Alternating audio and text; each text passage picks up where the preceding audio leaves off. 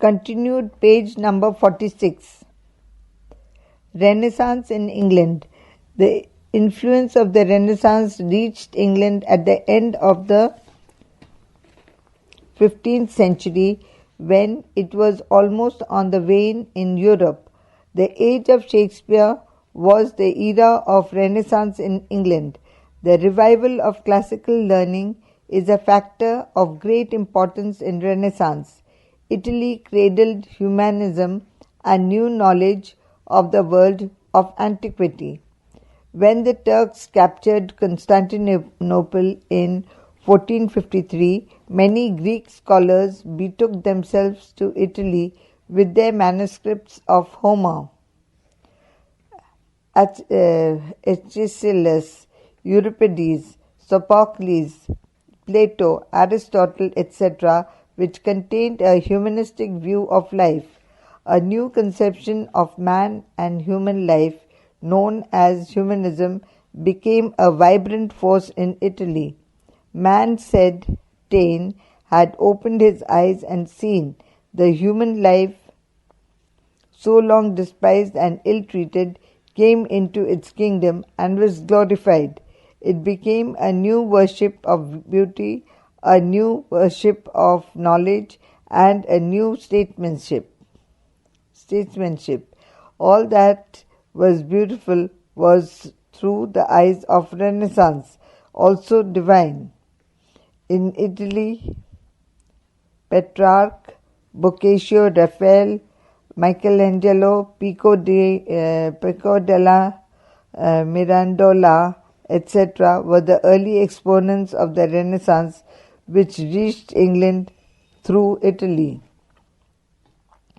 Caxton's printing press, established in 1476, rendered remarkable service to the people of England by publishing translations of Greek classics. The classical literature became easily accessible to the people, and they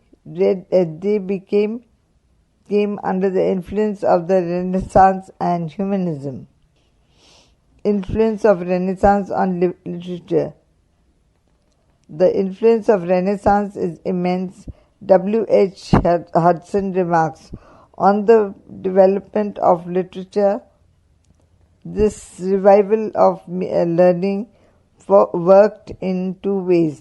It did much to emancipate thoughts from the bondage of medieval theology by sorting the generous and more generous spirit and ideals of pagan antiquity, and it presented itself with the literary masterpieces which they might take as models for their own efforts.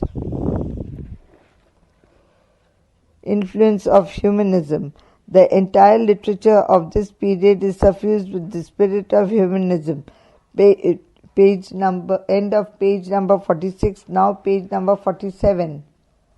The conception of man as the crown of creation is the key factor in all Renaissance literature. First, Marlowe, Shakespeare, Spencer, Bacon, and many others, and dramatists of this period were ardent humanists. P. Bose writes, for a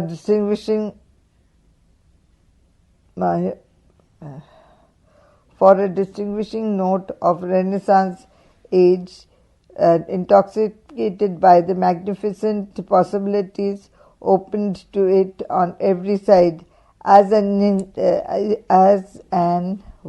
an uncontrollable aspiration after the trial, a scorn of earthly conditions, a soaring that sought to scale the infinitudes of power, thought, and love. It is this